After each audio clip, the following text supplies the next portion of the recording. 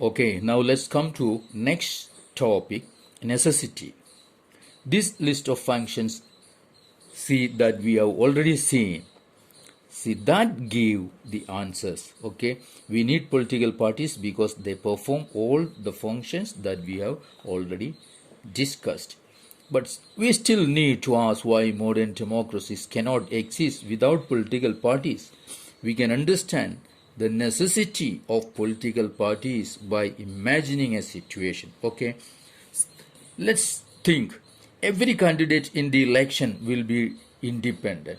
Okay, so no one will be able to make any promises to the people about any major policy changes. That means, see, a the person, the independent candidate or the representative will be accountable to his or their constituency for what they do in the locality. Okay, but no one will be responsible for how the country will be run, because they are not looking for the country as a whole but for their their constituency only. Now we can think about the local self-government elections, panchayat elections. Mostly non-party based elections are there, but still there may be, the parties may given a panel or they may bring some candidates as their own. So they may bring up some panels as their own, panels of candidates that they may be of this particular or a particular party. So it's there.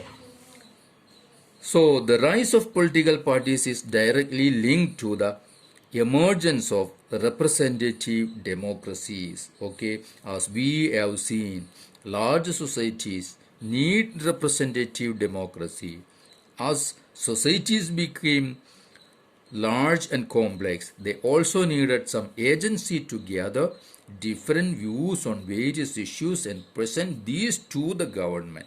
So these people cannot do, or all the people cannot run the government or come to the administration and ask them, or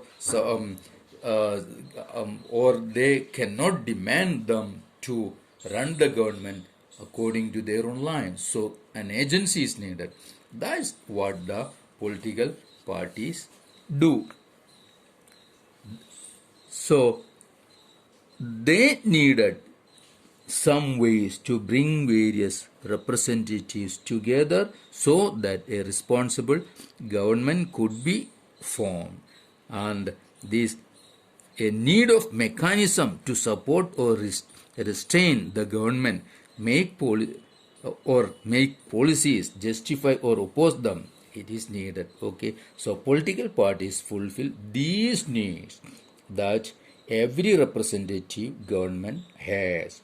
So we can say political parties are necessary condition for a democracy. Okay, now we will come to next. How many parties should we have? Okay, we ask whether political parties are needed, necessary, and answer is of course yes. Now how many parties can be? In a democracy, any group of citizens is free to form a political party. In this formal sense, there are large number of political parties in each country.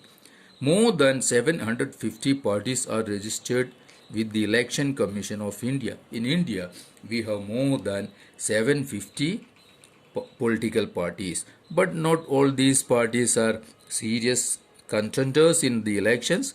Usually only a handful of parties are effectively in the race to win elections and form government. Okay, so in is not that the number, but there are many political parties in India. In some countries, only one party is allowed to control and run the government. These are called one party system or mono party system. Okay, in China, we have seen last year that in China there is only one party and no other party is allowed to contest in the election, and so that party is controlling the government and everything.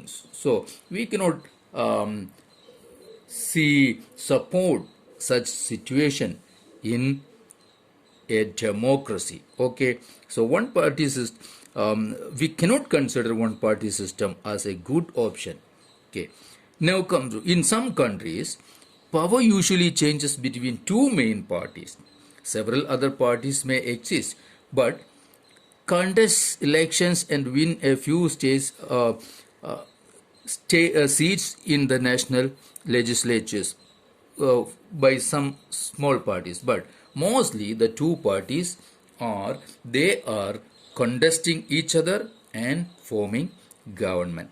This is called when two parties are or two panels are there, or two parties are mostly or important in election, in the fray of election, that is called two party system or bi-party system. In America and England, it's we see two party system. Okay, but if several parties compete for power, if there are many parties in the fray of election, then we can call it multi-party system. It is in India. We have multi-party system in India. In this system, the government is formed by various parties coming together in a coalition or an alliance.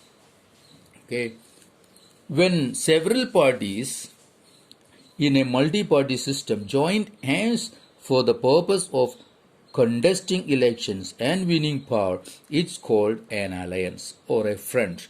Okay, we have see two alliance now in our country, in India, from the election 2004 onwards. Okay, one NTA, National Democratic Alliance, and the other one is UPA, United Progressive Alliance.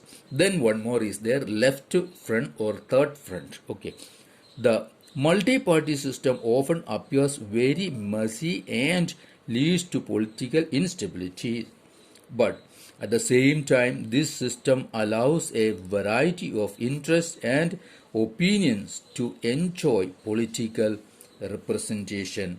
Okay, so ours is a country of vast diversity, so multi-party system is always good for our country.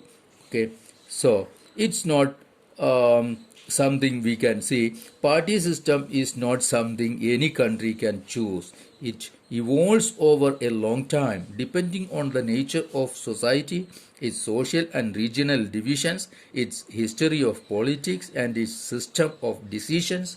So these cannot be changed very quickly. Okay, each country develops a party system that is conditioned by its special circumstances.